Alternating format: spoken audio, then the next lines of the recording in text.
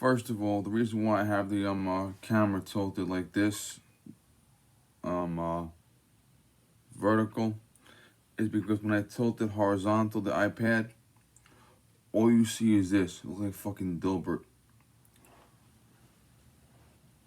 Okay, that's better.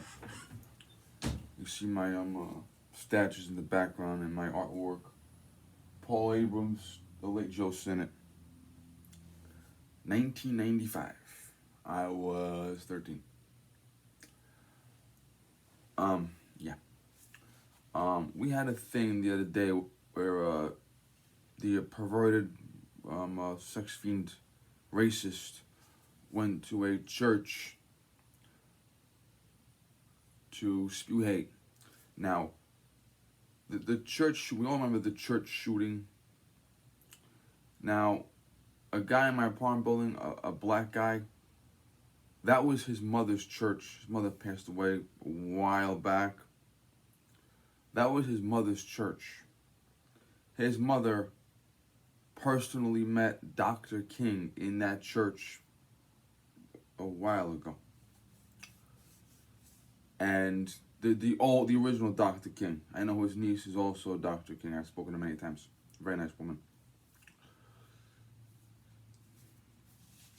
Now, church, the most politicians do not speak politics in church. And there's a reason for that. Because God, whoever your God is, and some of us have different gods, and that's okay.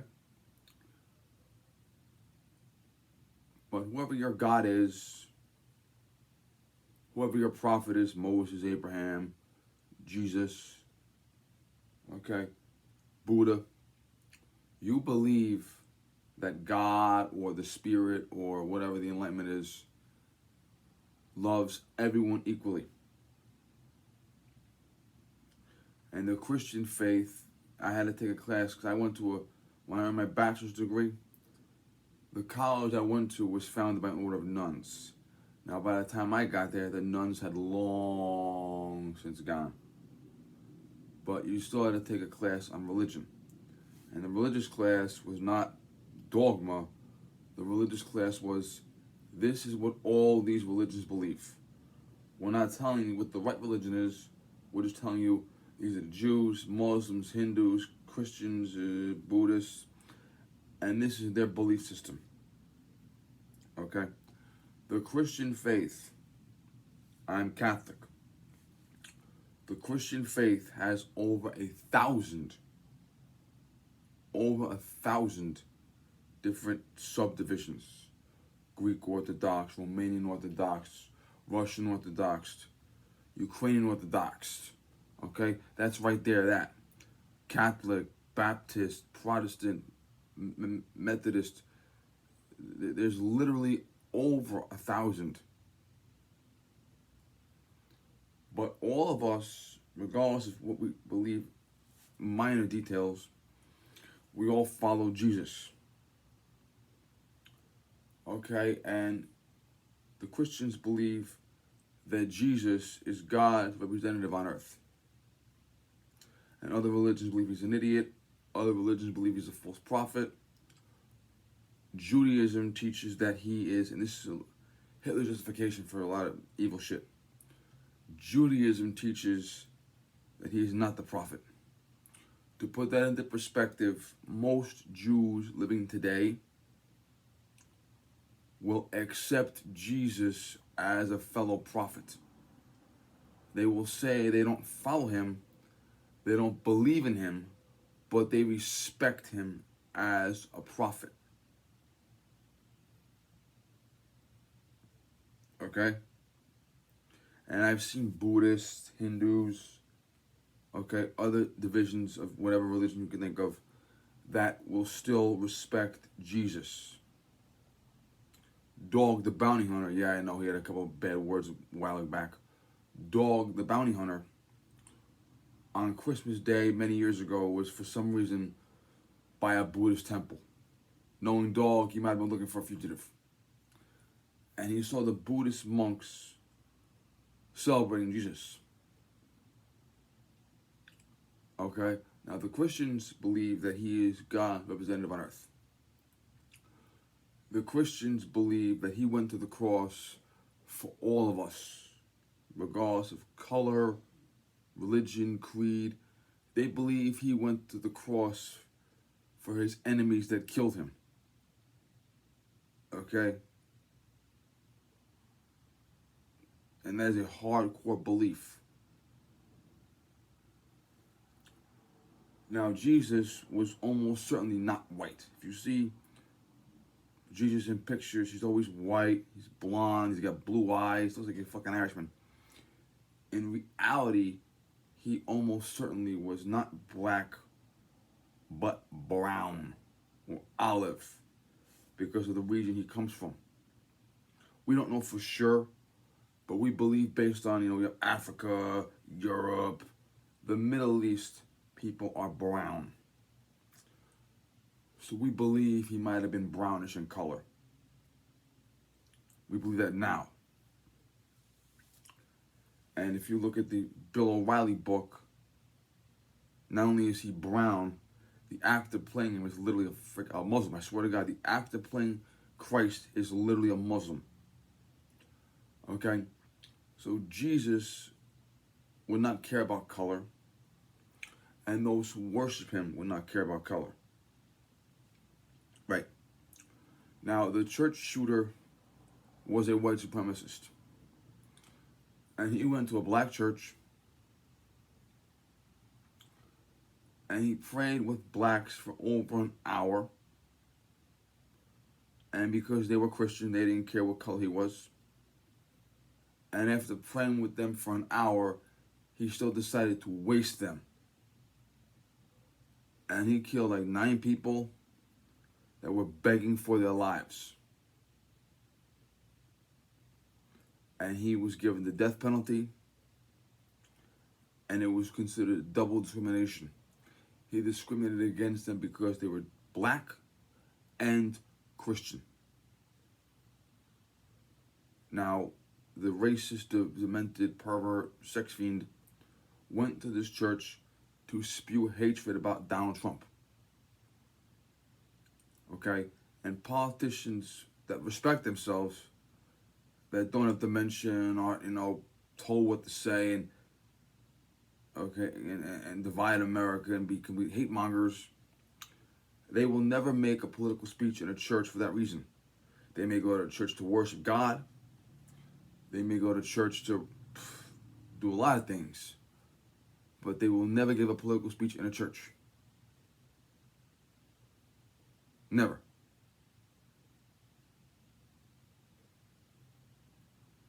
Because there's the fear of God. God loves everyone equally. Jesus went to the cross for everyone equally. And for you to go to a church and spew politics, which by definition is division, all politics, this party against that party, this belief against that belief, okay? By definition, politics are different opinions, in some cases contradicting, in some cases mean-spirited. Okay, and for you to go to church, the house of God himself, and for you to spew this bullshit about everybody, MAGA, blah, blah, blah, it is vile. Now, let's cut through the bullshit, shall we? Joe Biden is literally the last living segregationist. All the segregationists are dead except him. He's literally the last one. His heroes, his mentors were segregationists, okay? People that called blacks nigger were his heroes, okay? People who sought to hurt blacks were his heroes, his mentors, okay? That is the truth. Now let's be realistic about that black church, okay? 60, 70 years ago, the Democratic Party would have bombed it. Okay? 50 years before that, 70 years, so 150, 160 years ago, okay, they would have burned it to the ground with the pastor hanging outside by a tree, okay? You want to talk division, let's talk division, okay? Joe Biden's mentor, who he gave a eulogy to, along with Barack Obama and Bill Clinton, was Robert Byrd. Okay, Robert Byrd was in the Senate for like 50 years. He only left when he died in 2010. Robert Byrd was the most radical senator ever. Okay, he was a devout Klansman. Okay, and some people say that he left the Klan. So, okay, Bill Clinton said at his eulogy he kind of sort of had a brief association with no.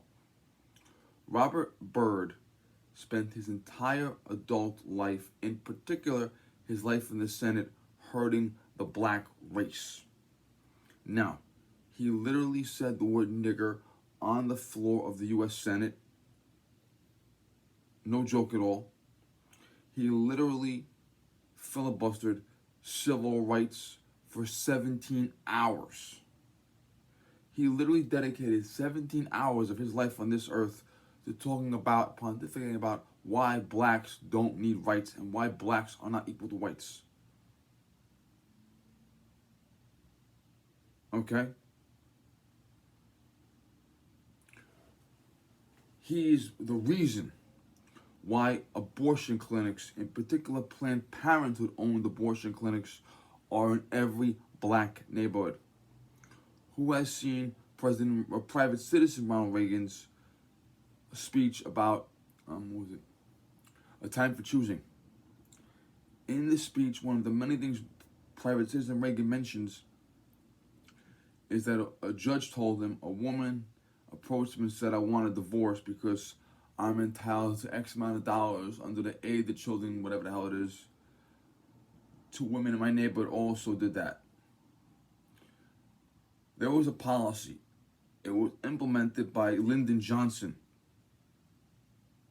okay, and supported to the nth degree by Robert Byrd. Okay, that policy was a divorced woman gets a bigger welfare check than a married woman. That particularly targeted the inner city, and it particularly targeted blacks. There were whites, Hispanics, and other races in the inner city that were targeted too, but it affected blacks the most. What that means is this. If a woman is divorced, she gets a bigger welfare check. And we had women that had husbands and boyfriends living in the home with them. They might have been dishwashers, but it was two parents in the home with the child. It was a father set an example for the children, especially the boys, of a man goes to work and makes money. He might not make a lot of money. He might have a job that's demeaning, but it's still work for honest pay. And what they did was they told these women, kick your boyfriends out, kick your husbands out, and we'll give you welfare. And as Larry Elder put it, they married the government. The boyfriend, the husband went out the door, the welfare check came in the door. Direct result of that, you have an entire, several generations of black children, in particular black boys, being raised in single parent homes. Over 70% of the black population is either born out of wedlock and or living in a single parent home. Now, if two parents are together but they're not legally married, fine. Okay? If two parents have a problem and they get divorced, that is their personal business. I'm not going to get involved in that. But they both have an obligation to the world around them to raise their children. So 70+% of black children, single parent household and or born out of wedlock. And there was a clip I saw. I never watched Fresh Prince of Bel-Air, but there was a clip I saw online somewhere where Will Smith, the Fresh Prince, is talking to his Uncle Phil. And he's talking about his father. His father was a total piece of shit. Not Will Smith, the man, the character on the show. And his father basically abandoned him, hardly ever saw him. And he's telling Uncle Phil, I don't need my father. My father's an asshole. I'm going to be a better man than him. And Uncle Phil is the surrogate father. And the Fresh Prince, obviously in the fictional world, becomes a successful black man because he is raised by Uncle Phil, a black man who is giving him positive influence. Okay? Now that is very reflective of real life. A child, in particular a black child, who has a positive male influence. Okay? If not his father, his uncle, his football coach, his youth leader, his Boy Scout leader. If he has a positive male role model, he becomes a successful black man. He might be a brain surgeon. He might be a Supreme Court justice. He might be a hot dog vendor. But he is some kind of successful black person. Okay? If he does not have positive male influence, he finds negative male influence. Drug dealer, pimp, gang leader, and that leads to the prison pipeline. Okay? That's how it is. If you look at the prison population today, most of the people that are in prison today, whatever their color is, they did not have a positive male role model. And because they didn't have a positive male role model, they found a negative male role model, and that's why they're in prison for robbery, assault, murder, drug dealing, shit like that. Okay? That was the influence of Lyndon Johnson, Robert Byrd, and other segregationist scum. Okay? Make sure the black family is divided. Make sure the black child is fatherless, and you will destroy the community. That did more damage to the community than slavery, than anything. Anything. Okay? And it also damaged whites, Hispanics, Asians. It was targeting at the inner city. Okay? Now, those people are Joe Biden's heroes. Joe Biden was friends with them. He hung around them. Okay? He supported them long into their later years. He supported them when they died. He went to their funerals. He gave them eulogies. Okay? Those were his heroes. When the schools were desegregated, he actually said, I don't want my children growing up in a racial jungle. Or being raised in a racial jungle. Now, blacks are from the jungle. Desegregating the schools means the racial jungle will be in the schools. He is calling blacks from the jungle. Okay? That is a racist statement. Okay? It is a racist statement. And he, who is one of the biggest racists in the world, is going into literally the house of God himself. Okay? Where we believe that Christ died for all people. And he is talking about how evil Donald Trump is and how nasty everyone else is. And that you need to vote for me because only I can save you. Okay? It's the equivalent of Hitler going to synagogue and talking about how evil Bibi Netanyahu is. Okay? It is the hypocrisy to the nth degree. At least back in the old days, the Democratic Party had the decency to admit what they were. They wore robes, they wore hoods, okay?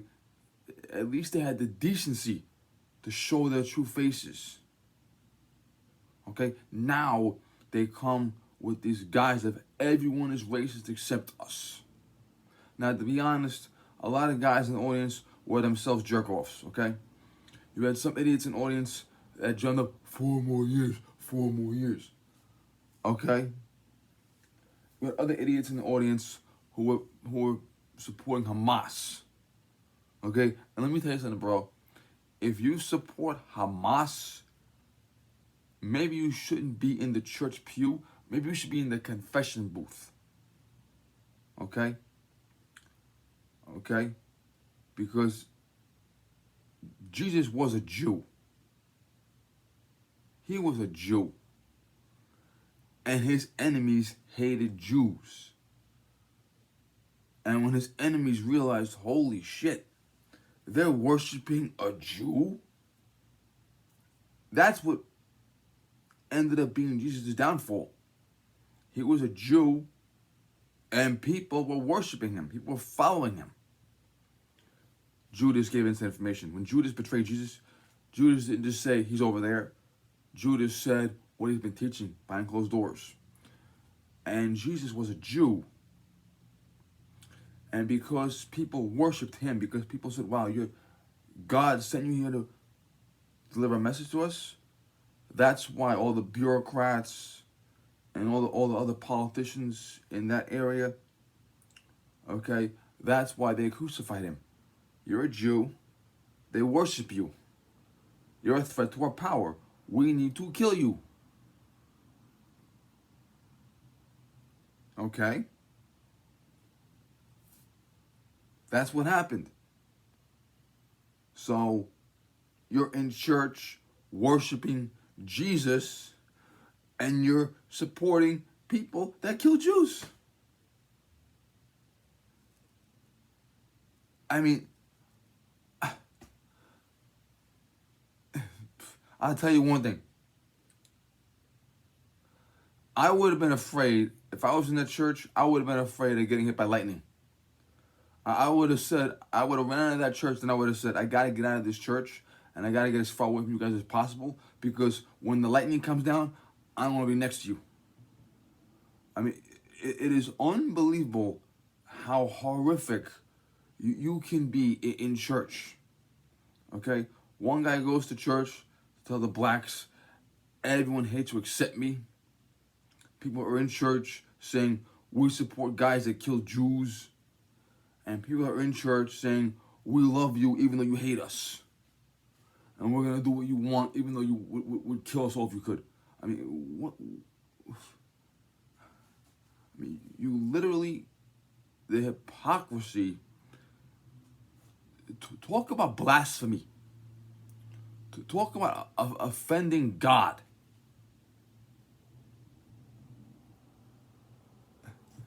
I saw more offense to God in that 1 second clip I saw. It's actually sickening, bro. Okay, I gotta go. Thank you.